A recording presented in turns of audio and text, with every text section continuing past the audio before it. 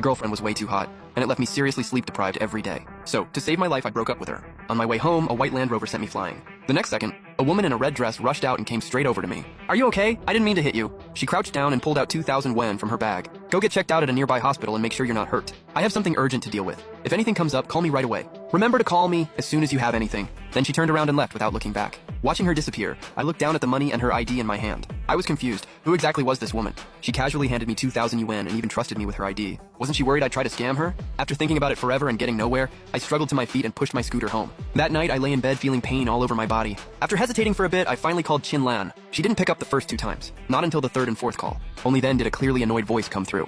"Who is this? What do you want?" "Sorry to bother you. I'm the guy you hit tonight." The second she realized it was me, Chin Lan's attitude completely changed. "I'm so sorry.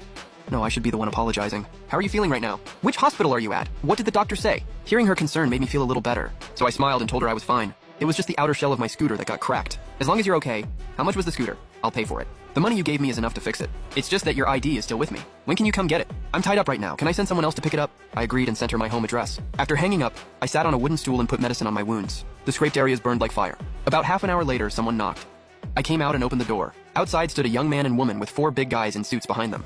I looked at them in confusion, just about to speak, when the sleazy-looking young guy suddenly grabbed my collar. "You've got President Chin's ID, right? I'll give you 2,000 yuan. Hand over the ID." I could barely breathe with my collar being yanked. I gritted my teeth and asked, "Who are you people? What do you want?" Seeing that I wouldn't cooperate, the young man got annoyed. He turned to the 4 thugs behind him and said, "Beat him." Right then, the young woman beside him waved her hand.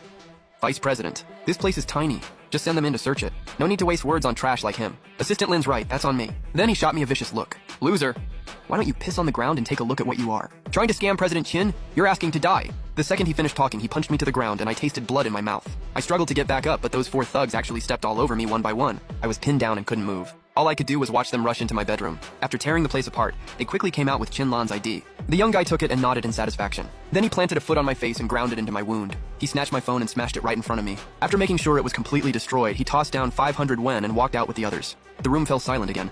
I forced myself through the pain and slowly moved over to the bed and sat down, full of confusion and anger. I couldn't figure out why Chin Lan had deliberately left her ID behind, only to send people to take it back. I swore to myself I'd find her and get some answers. Outside, the rain kept getting heavier. Everything looked blurry, just like my state of mind. When it rains, it pours. The next morning, I was getting ready to fix my scooter when my landlord showed up. He'd heard about what happened the night before and assumed I was mixed up with the wrong crowd. He refused to rent to me anymore, so I had no choice but to move out. After packing my stuff, I tied my suitcase onto my beat-up scooter. All I had left on me was the 2,000 yuan Chin Lan gave me and the 500 those people threw down. I wanted to keep my pride and not touch that 500, but reality hit hard, and I had to swallow it. I took out 800 yuan and planned to buy a smartphone so I could keep delivering food. The rest would go toward rent. I had just put my SIM card into the new phone when Chin Lan called. "Why did you sell my information to someone else? I really didn't think you were this kind of person." Hearing her angry accusation, I was stunned and just about to explain, when she hung up. When I tried calling back, I realized she'd already blocked me. My lips were shaking with anger, and I slammed my fist into the tree beside me. She was the one who had people beat me up, and now she was flipping it on me first. Right then, my second uncle called. "Big nephew, I just got to Kunming railway station. Come pick me up." "Ha ha, uncle, what are you doing here?" "I'm here to get medicine for your dad, and I figured I'd check on you too." My second uncle was adopted by my grandpa and had a bad rep for petty theft. But when it came to me and my family, he gave us everything. When my grandpa passed away, he left behind tens of thousands of yuan. Technically, my dad and uncle should have split it, but he didn't take a single cent.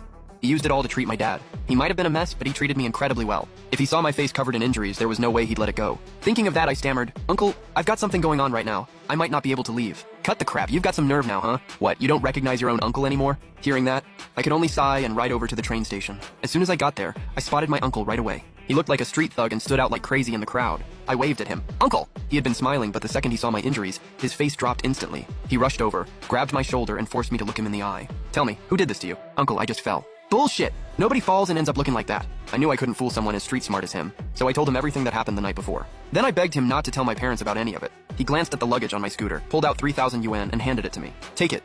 Rent a better place. This afternoon you go apartment hunting. I'll get your dad's medicine. Tonight we'll have dinner together." I wanted to refuse, but he wouldn't take no for an answer, so I had no choice but to accept it. He patted me on the shoulder, then turned and left. Watching him walk away, I had a lot of mixed feelings.